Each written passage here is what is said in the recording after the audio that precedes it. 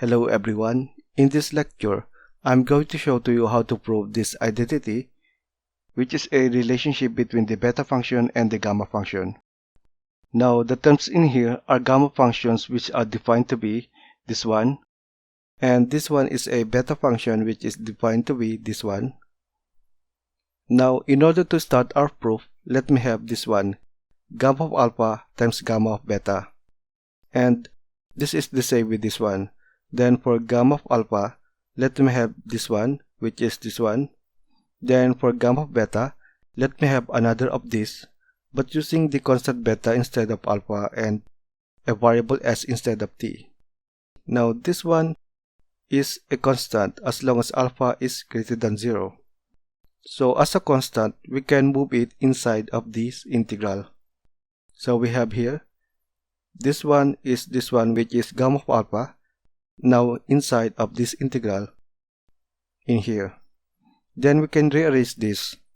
So let us put this dt in here.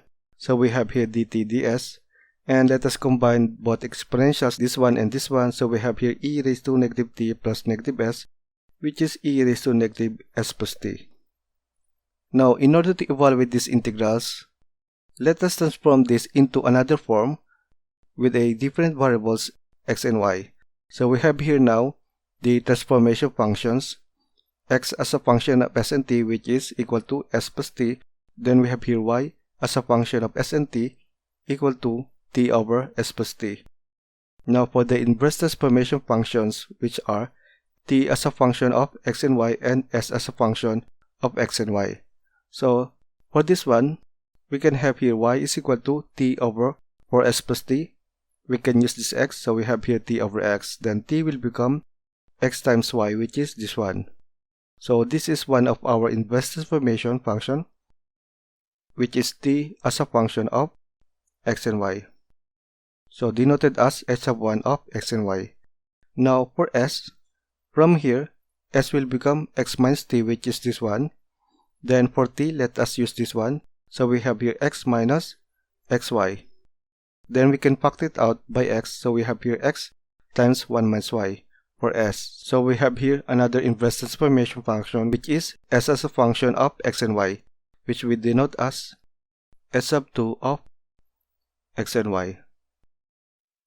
Now this one can be denoted as double integral of function in terms of t and s of t and s, then dt ds, and we want to transform this into in terms of x and y instead of t and s. So we need double integral function in terms of x and y of x and y dx dy. So we need to derive this one. In order to derive this one, we can use this formula, that is function in terms of x and y of x and y is equal to function in terms of t and s, which is this one, but using the inverse transformation function, this one and this one, to be substituted for t and s in here. That is this one to be substituted for t in here and this one to be substituted for s in here, this one and this one, because this is equal to s. Then for this one, this is absolute value of the Jacobian, and Jacobian is the determinants of the partial derivatives of our inverse transformation functions with respect to x and y. Then as a determinant, the value of this one will be the product of this diagonal, which is this one, minus the product of this diagonal, which is this one. Now let us derive this one first, then we're gonna derive this one. So for this one, which is this one, for t, which is equal to xy, so we have here xy raised to alpha minus 1, which is this one. Then for t in here, xy, we'll have here plus xy. Then for s, which is equal to x times 1 minus y, so we have here x times 1 minus y raised to beta minus 1, which is this one. Then for s in here, this one is also equal to this one. Then we'll have a x minus xy in here, which is this one. Now for the Jacobian, partial derivative of h1 with respect to x is the derivative of this h1 with respect to x, but taking this y as a constant, so it will be y. So we have here y as a partial derivative of h1 with respect to x. Then for this one, partial derivative of h2 with respect to y is the derivative of this one with respect to y, but taking x as a constant. So we have here negative x. So we have here negative x for the partial derivative of h2 with respect to y. Then for this one, partial derivative of h1 with respect to y is the derivative of this one with respect to y, but taking x as a constant. So we have here x. Then we have here x for this one in here, and for this one, partial derivative of h2 with respect to x is the derivative of this one with respect to x, but taking this 1 minus y as a constant. So we have here 1 minus y for this one in here. Then for the Jacobian, which is this one, so here this one is this one, which is y in here. Then this one is this one, which is negative x in here.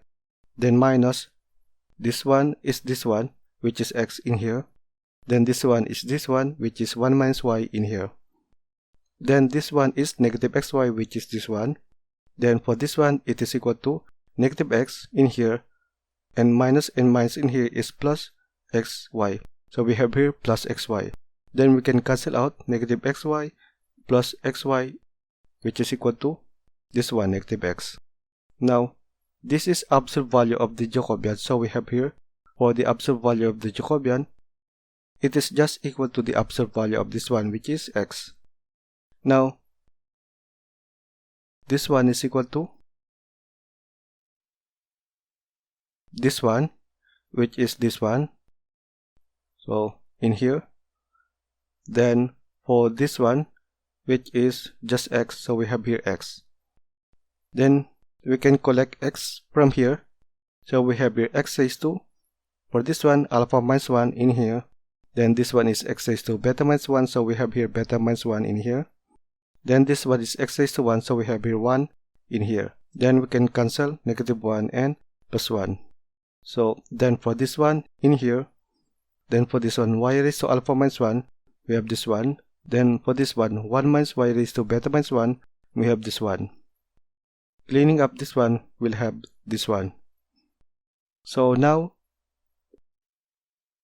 we can have now this one, which is this one, and substituting this for this, which is this one, so we'll have here this one. Now how about the limits? From here, t is from 0 to infinity and s is from 0 to infinity. So let us evaluate what are the values of x and y when t and s are from 0 to infinity. So now, let us rewrite the transformation functions. This one in here. Then if s is 0, then x will become just t. So we have here x is equal to t. Then if s is 0 in here, then y will become t over t, or 1. So we have here y is equal to 1. Then if s is infinity, since s is from 0 to infinity, so we have here infinity plus t, still infinity, so we have here x is equal to infinity.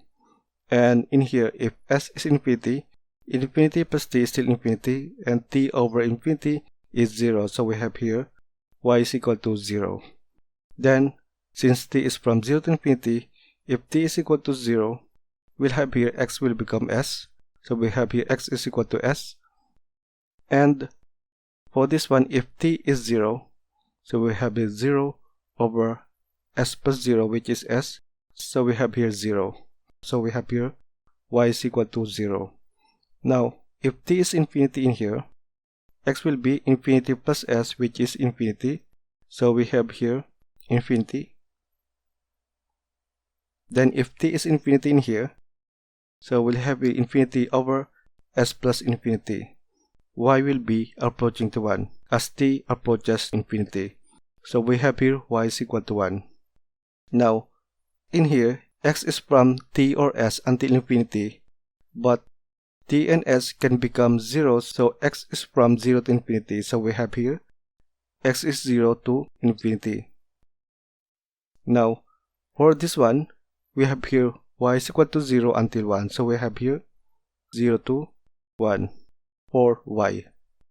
Then this one is rewritten in here. Now, for this one, x and y are unrelated to each other, so we can move out the y's from here. So we have here y raised to alpha minus 1 from here, and 1 minus y raised to beta minus 1 from here, then dy in here. Then the rest of the terms are in terms of x. Now let us remember the definition of the gamma and beta functions, which are these. So let us rewrite this. In here, this is the gamma function and the beta function from above. Now for the gamma of alpha plus beta, this alpha will become alpha plus beta, so we have here alpha plus beta instead of alpha. Then let us use another variable x instead of t, so we have here x, and dx in here, instead of t, and dt in here. Then observe that this one is just this one. So this one is big beta of alpha beta. Then for this one, it is same with this one. Then this one is gamma of alpha plus beta. So we have here big beta of alpha beta times gamma of alpha plus beta from here and from here. Then we can rearrange it. This beta, which is this one, is equal to this one, gamma of alpha times gamma of beta over gamma of alpha plus beta, which is this one. Now if you compare this one to our identity, which is this one, they are the same. So we have now proved our identity, which is a relationship between beta function and gamma function.